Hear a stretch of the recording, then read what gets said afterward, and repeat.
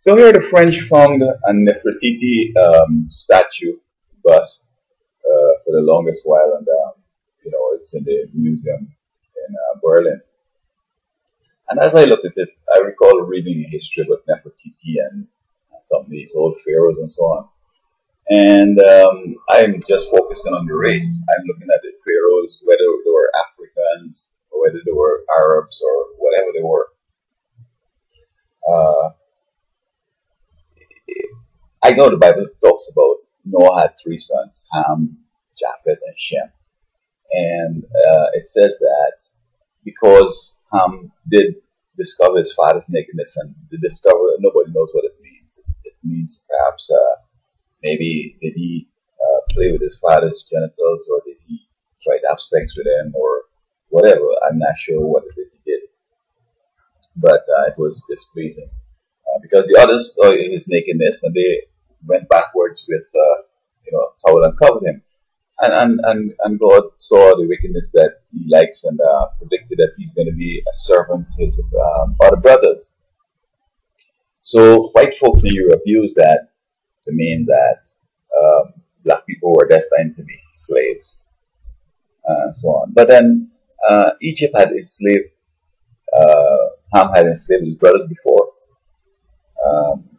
I think that they're among the first nations to have had slaves. They had the Jews working to build the pyramids and so on. And the Jews happened to, it seems, to be related to the Europeans because when they were scattered, of course they relate to everybody, even in Iran or wherever, Iraq, wherever they went. But it seems like the Europeans are more what the Jewish, their relatives as it were. And maybe the other one went to the Asian, had the Chinese, the other son. However, it seems as if, and the Bible says it, that Egypt was from the deltas way up to Ethiopia. And I know that Ethiopia is close to the Indian Ocean, and the African nations are this way. And it probably could have meant that the whole of Africa was Egypt. And the Europeans, when they came over, they conquest, divided up the place and called here Egypt and called over there Namibia and South Africa and all that kind of stuff. But it seems as if when you look at some of the mummies in Pharaoh land, they look flat nosed and they look as if they're black people as it were. It seems as if the present dwellers in Egypt more resemble the Arab nations. And when the Muslim conquest started in the past, perhaps they dominated.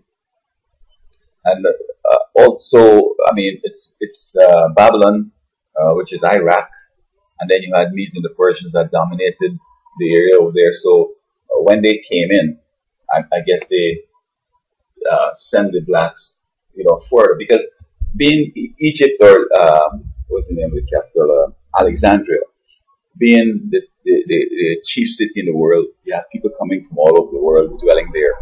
And of course, they're going to marry, they're going to have babies, they're going to have sex, they're going to have all that stuff. And they'll be developing a kind of mixed race kind of set of people up there. And as they lost power, with the conquest of Babylon and Medo-Persia, or even in the opulence of those mixed race, because remember, they're going to relate to the pharaohs and relate to some high boy from China or India or wherever, from Europe. They tend to have the power and the money and so on. So they push the blacks, it seems, further out. And then Britain, I think, came in and said, this is Egypt. But when you look at Nefertiti, she seemed to resemble not a white generally, but perhaps a mixture of black and white. Her skin is fair and so on.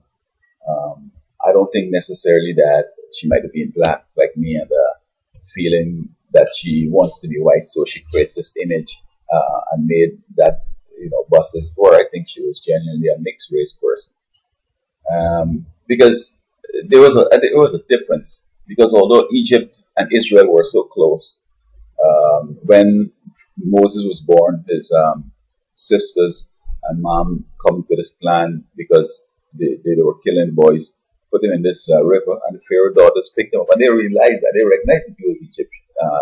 He was Israeli. So already then there was a difference. They were looking different. And even when he killed the Egyptian for the Jewish person who he was beating up, again, they could have seen the difference. Although he was in Egypt and in the palace and so forth, he looked different to the pharaohs, etc. I don't know what difference it was, but there was a difference. So the point in this video is that I see also where Morsi,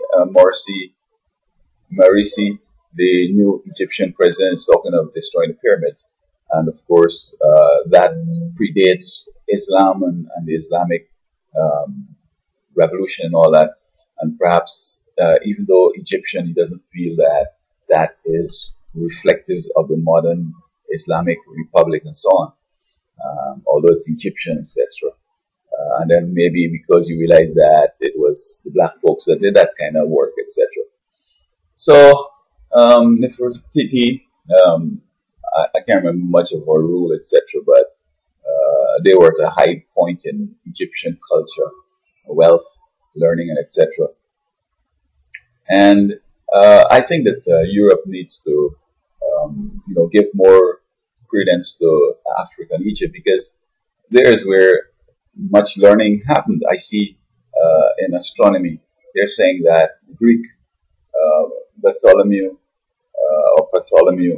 he discovered a whole bunch of stuff, a whole bunch of planets and all that kind of thing. And I want to believe that the Egyptians pioneered that kind of thing, because they had the sun god Ra, and they were aware of the bodies in the sky, and they were worshiping the sun. And I'm sure that they were able to see things and plot things and so on, because I don't know how the pyramids got into Mexico, where the Mayans had them. It could have been the Mayans maybe went to Egypt, or Egyptians went down there. I don't know how it is, or whoever inspired pyramids inspired them also with the pyramid idea. But I want to believe that the Egyptian culture had spread over there. Either they went up there or they came down and built it or whatever. So I think though at this time it's hardly likely that Europe might want to give, because nobody knows now. I mean, the writings and everything else show that the Greeks came up with the Pythagoras theorem, which was so strange, because the pyramids are back-to-back triangles, and I feel to build that you have to have some kind of understanding of geometry and the Pythagoras theorem, because I mean in Babylon they said that the folks were walking around with measures, tape measures and rules, and trying to measure everything and coming up with various theories. Like I'm not sure who came up with the pi, but people were curious. They were measuring things. There was this thirst for knowledge and understanding the world as they discover more and more and so on. And again, Africa's contribution, you could see it in almost everything that is done today. Every nation has taken the earlier things to the next level. And for Egypt to have developed all that learning, etc., it shows that they would have had to be close to God, or had a real true religion going, until they became so rich and so powerful that they start thinking that we did it and black people are powerful, we don't need God again and so on. Which definitely happened, because they started arguing who's God, to tell them to let the Egyptians, the Israelis go. And so that was the beginning of their end, when they left the true God, who was inspiring them and giving them different ideas and showing them different things, when they got into their mischievousness and so on, and end up getting destroyed by Babylon. And so Nefertiti picture here, it's neither Africa nor Arab, and so it just shows just how Washington and many capitals of the world have important people from everywhere coming in, and they marry in, and they have children, and the whole 9 yards. So this is how it seems to me with the Nefertiti picture here.